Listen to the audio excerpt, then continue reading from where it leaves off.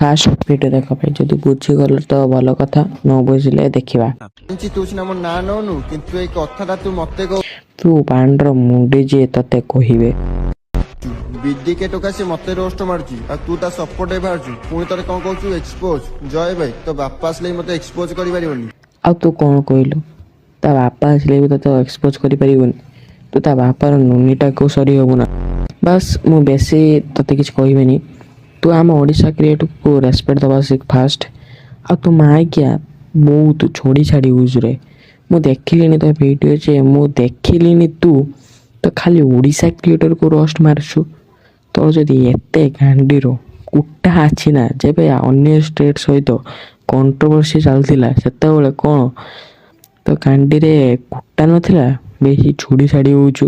ତତେ ଏମିତି ରୋଷ୍ଟ ମାରିମି ଖୋଜିଲେ ପାଇବୁନି ତ ହାଣ୍ଡି। ଆଉ ତତେ ଏମିତି ମାରିମି କାଣ୍ଡି, ଖୋଜିଲେ ପାଇବୁନି ତ କାଣ୍ଡି।